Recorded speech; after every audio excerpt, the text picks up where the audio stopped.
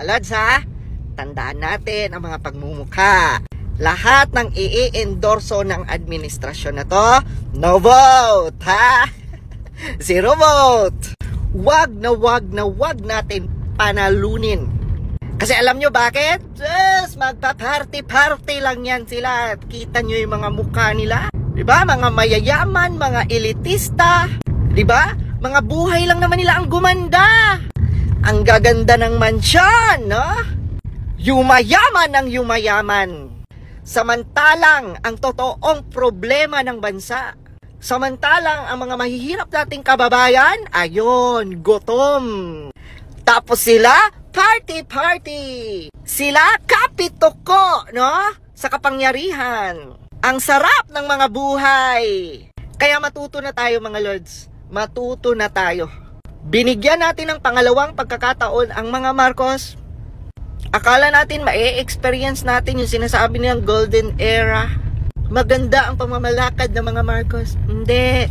Kasi pag nagtuloy-tuloy pa yung partido nila, expect 2 years from now, 3 years from now, magiging zombie ang mga Pilipino.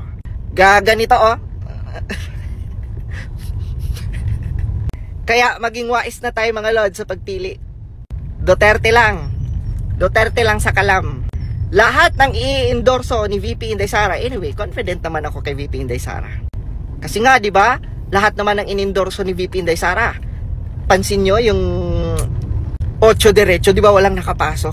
Pero lahat ng in-endorso ni VP Inday Sara, pasok. Kaya confident ako sa mga Duterte. Confident ako kay VP Inday Sara. And sana, ipagdasal natin na hindi na sasanib si VP Inday Sara sa partido ng mga Marcos. Please lang, VP Inday Sara, wag na. Andito kami, ipaglalaban ka namin. Solid kami, susuportahan ka namin. Ako, gagawin ko lahat ng makakaya ko, di ba? I will do everything. Ibibigay ko ng buong buo ang suporta ko kay VP Inday Sara at kung sino ang i-endorso ni VP Inday Sara at Duterte, no? Former President Rodrigo Duterte. Straight vote yan. Iboboto natin yan. Tandaan mga lods, never again. So bago po tayo mag-react dun sa mga sinabi niya, gusto ko po sana malaman, tuloy po ba yung sa May 17, yung rally na gagawin sa Pasig? Sa harap yata ng DepEd ito, no? So kung tuloy po, i-comment nyo lang sa baba, no? Tignan natin kung marami pong makikiisa doon. So si Kuya overconfident siya, no? Na palagay niya or pakiramdam niya siguro mananalo sila sa 2025 or sa 2028. Sa tingin ko, ang mga tao ngayon ay sobrang nadismaya sa grupo nila, sa kampo nila at sa mga politikong sinusuportahan ni Kuya. Talaga namang sila pa ang tila humihila ng pababa sa kasalukuyang gobyerno ngayon. Kita naman po natin sa rally na ginagawa, no? Yung regular na rally na ginagawa nila. Mamaya may papakita po ako sa inyong post ni Jason sa nasa tingin ko po ay nagpapahiwatig na hindi na naman po yata matutuloy yung gagawin nilang rally. Sa May 7 naman ito, no? Sa May 7 sa Negros. Mamaya ipapakita ko yung post dahil may sinabi si Jason sa mukhang hindi yata pumapayag yung mayor doon, ano? So, si Kuya, sa akin tingin ay overconfident na sila ang mamamayagpag sa 2028 at sa 2025. Hindi pa niya siguro nakita yung survey patungkol sa mga supporters, no? Ito po, no, tignan niyo tong article na to, basahin niyo yan. Sabi diyan, 20% po ang sumusuporta sa mga Duterte at 31% naman po ang sumusuporta sa Pangulong Marcos Jr. So 31%. Paano pa yung mga tao na dating hindi sumusuporta sa Pangulo na ngayon ay nagpapakita na po ng pagsuporta sa gobyerno niya dahil may nakikitang magandang polisiya na pro-Filipino policies, no?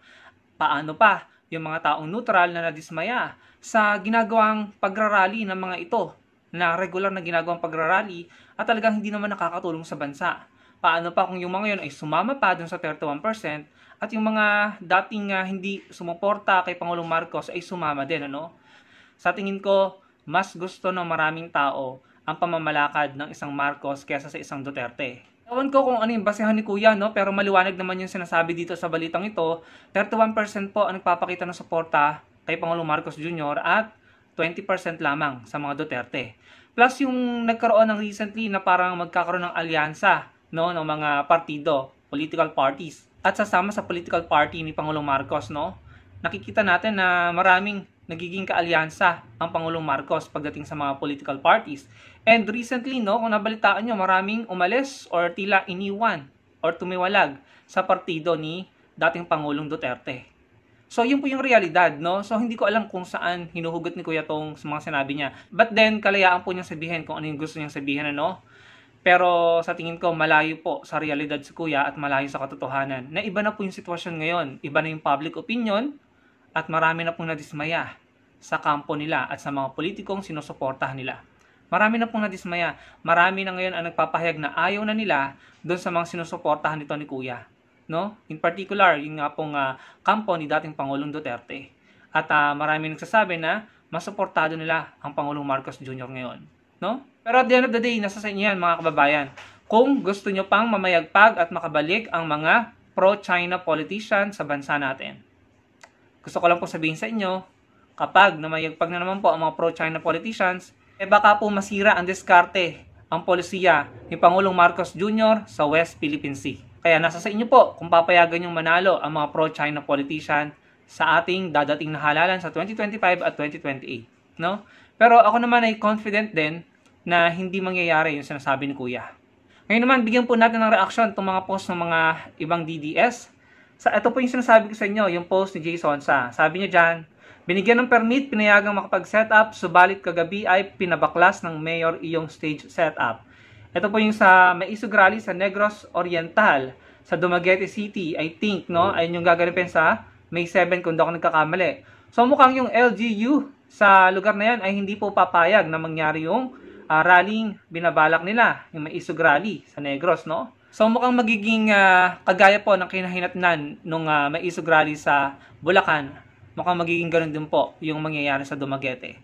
Yung mga LGU officials, no, hindi po pabor doon sa maisog rally. Kita naman po natin, iilan lamang yung pumabor. Kasi nga naman, may mga nananawagan ng kudita at pag-withdraw ng AFP sa kanilang suporta sa Pangulo. Mali po yun. Kasi pwede pong magkagulo kapag ganun. Maling-mali. Ito pa, sabi dito ni Maricar Serrano, mainit ulo ko kasi, ayan, basahin nyo na lang.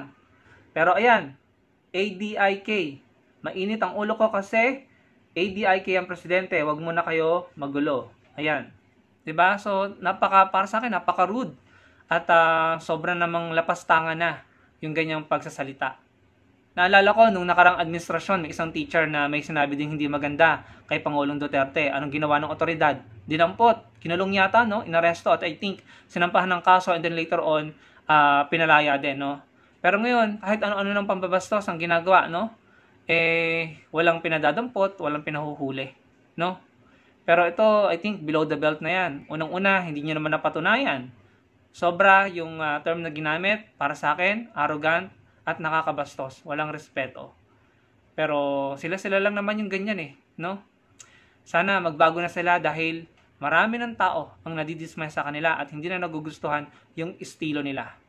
Na nakakabastos na po talaga. Sa tingin ko, kapag sila nagpatuloy ng ganyan, dadating ang panahon, mawawalan sila ng suporta.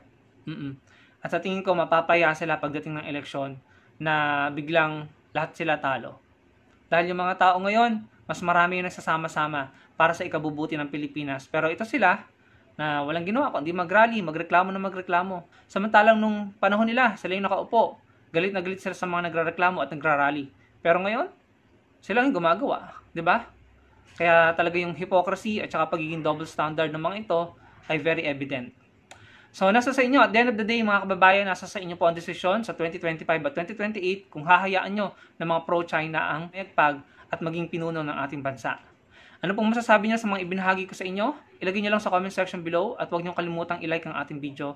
Magkita-kita po tayo sa susunod kong video. Salamat po.